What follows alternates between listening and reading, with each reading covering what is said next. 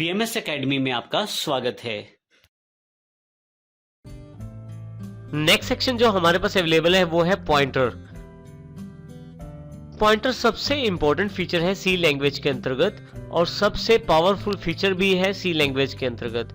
Pointer एक special variable होता है जो दूसरे वेरिएबल्स का एड्रेस स्टोर कर सकता है। इसका अर्थ ये हुआ कि पॉइंटर एक ऐसा वेरिएबल होता है जो दूसरे वेरिएबल्स के एड्रेसेस को स्टोर करता है। परंतु इस बात को समझने के लिए सबसे पहले हम यहाँ पे उस डायग्राम को रिमेंबर करते हैं जो हमने वेरिएबल डिक्लेयर करते समय देखे थे। यदि आप यहाँ देखें तो इंटीजर x है जिसमें 10 स्टोर किया गया है, y है जिसमें 20, z 30 जो कि टोटल है xy का। इसी तरह से करैक्टर p है जिसमें a स्टोर किया गया है और फ्लोट q है जिसमें 10.86 स्टोर किया गया है। अब हम यदि यहाँ देखें इस चार्ट में, जो कि इमेजिनरी एक चार्ट बनाया गया है, हर एक वैल्यू जो इंटीजर x देखें यहाँ रिप्रेजेंट कर रहा है 10 को, हमने यहाँ पे रिप्रेजेंट करवाई है वैल्यू। हर एक वैल्यू जब स्टोर की जाती है किसी वेरिएबल के साथ तो उस वेरिएबल को एक एड्रेस भी दिया जाता है। देखिए हमने एड्रेस के लिए एक अलग रो बना ली है और ये एड्रेस जो होता है ये डिपेंड करता है मेमोरी पे, और ये जो एड्रेस होता है ये एड्रेस हर वेरिएबल के लिए अवेलेबल रहता है।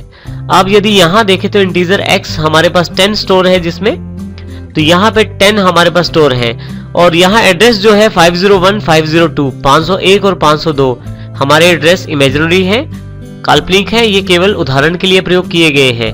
अब यहाँ देखें तो 501, 502 जो एड्रेस है ये 10 की वैल्यू को स्टोर किए हुए हैं जो इंटीजर डेटा टाइप का वेरिएबल है।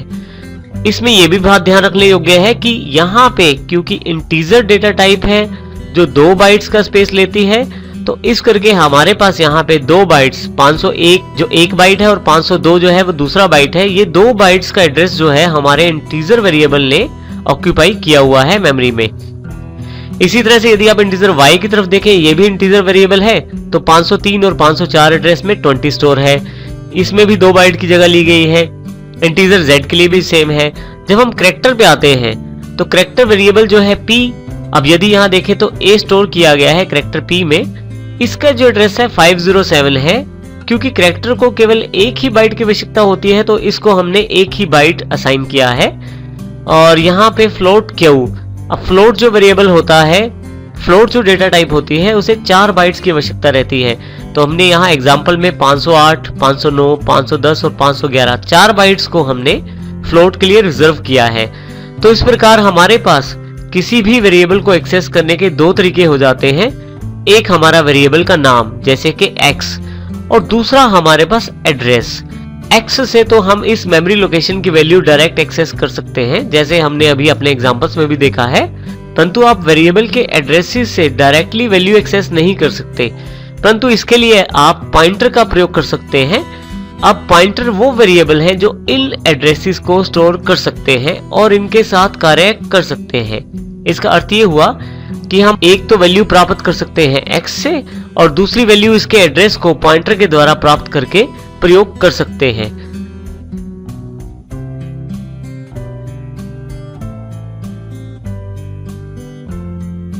तो पॉइंटर सबसे बढ़िया तरीका रहता है इन एड्रेसेस के साथ काम करने का। इसमें एक बात ख्याल रखनी चाहिए कि जब हम पॉइंटर वेरिएबल डिक्लेयर करते हैं तो वो उसी डेटा टाइप का होता है जिस डेटा टाइप का वो एड्रेस स्टोर करना चाहता है। और यहाँ पे देखें हमारे पास, इसको हम नेक्स्ट एग्जांपल से भी देखते हैं। यहाँ यदि आप लेफ्ट साइड देखें तो हमने वेरिएबल डिक्लेयर किया है पॉइंटर का। वेरिएबल डिक्लेरेशन सामान्य है, स्टार का इसमें प्रयोग किया गया है जो इसको अलग करता है सिंपल वेरिएबल डिक्लेरेशन से। इसमें डेटा टाइप इंटीजर है तो यहाँ से ये भी तय हो जाता है कि हमारा ये पॉइंटर ptr के रूप में है, जिसका नाम ptr है, ये एक इंटीजर वेरिएबल का एड्रेस स्टोर करेगा। स्टार यहाँ पे ये इंडिकेट करता है कि हम पॉइंटर वेरिएबल क्रिएट करने जा रहे हैं। जब आप किसी वेरिएबल का एड्रेस स्टोर करना चाहते हैं, मान लीजिए मेरे पास x वेरिएबल है जो इंटीजर डेटा टाइप का है, जब मुझे इसका एड्रेस स्टोर करना है तो यहाँ देखें एड्रेस ऑफ ऑपरेटर लगाकर साथ में x लगा दिया गया है। तो अब यहाँ से x का एड्रेस असाइन हो जाएगा ptr को, अर्थात हमारे पॉइंटर वेरिएबल को।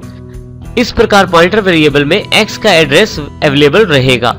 हम इसको चित्र के द्वारा यहाँ देखते हैं। देखिए हमने यहाँ पे जो पॉइंटर वेरिएबल बनाया है ptr, उसमें 501 स्टोर है और ये 501 जो है ये स्टार्टिंग एड्रेस है x का। अर्थात इंटीजर वेरिएबल का। तो इस प्रकार हमने यहाँ देखा कि एक पॉइंटर वेरिएबल किसी दूसरे वेरिएबल का एड्रेस स्टोर कर सकता है, जिस प्रकार x का एड्रेस यहाँ पे ptr ने स्टोर किया है। यहाँ पे एक बात और भी ध्यान रखने वाली है कि हर एक वेरिएबल का एड्रेस होता है, तो हमारे पास पॉइंटर वेरिएबल का भी एड्रेस यहाँ पे अवेलेबल रहता है। जैसे यहाँ पे पॉइंटर वेरिएबल का एड्रेस भी अवेलेबल है, क्योंकि पॉइंटर भी हमारा इंटीजर डेटा टाइप का है, तो यहाँ पे उसके लिए भी 2 बाइट रिजर्व किए गए हैं। अब हम एग्जाम्पल के द्वारा देखते हैं कि किस प्रकार इन एड्रेसेस के साथ कार्य किया जाता है। यदि आप इस तरफ देखें, प्रिंटफ स्टेटमेंट में value of x is, x की वैल्यू को प्रिंट करवाने की कोशिश की गई है x वेरिएबल के द्वारा, जिसमें आउटपुट आएगा 10, क्योंकि आपके पास वैल्यू 10 स्टोर है x के अंतर्गत। परंतु यदि आप x का एड्रेस देखना चाहते हैं तो एड्रेस ऑफ ऑपरेटर लगाकर x को प्रिंट कीजिए, आपके पास एड्रेस आ जाएगा 501। ये एड्रेसेस इमेजिनरी हैं। आप जब कंप्यूटर में ये स्टेटमेंट चलाएंगे तो आपके कंप्यूटर के अवेलेबल एड्रेसेस के अकॉर्डिंग ही एड्रेस अवेलेबल रहेंगे। थर्ड जो स्टेटमेंट है वो सबसे इंपॉर्टेंट है यहाँ पे। इस बार x का एड्रेस जो है वो ptr के द्वारा प्रिंट करवाया गया है। प्रिंटफ में देखिए, प्लेस होल्डर को रिप्लेस करने के लिए ptr का प्रयोग किया गया है। ptr वो पॉइंटर वेरिएबल है जिसमें x का एड्रेस है, तो यहाँ पे भी 501 ही प्रिंट किया जाएगा। नेक्स्ट लाइन बहुत ही इंपॉर्टेंट है, the value of in ptr is. हम पॉइंटर से ना केवल एड्रेस स्टोर कर सकते हैं किसी वेरिएबल का, बल्कि उस एड्रेस में रखी गई वैल्यू को भी देख सकते हैं। तो हम यहाँ इस ptr से 501 जो एड्रेस यहाँ पे है, इसकी जो वैल्यू है 10, उसको भी देख सकते हैं। इसके लिए हमें स्टार का प्रयोग करना है, स्टार ptr। जैसे हमारी सेकंड लास्ट लाइन में यहाँ अवेलेबल है, the value of in ptr is %d।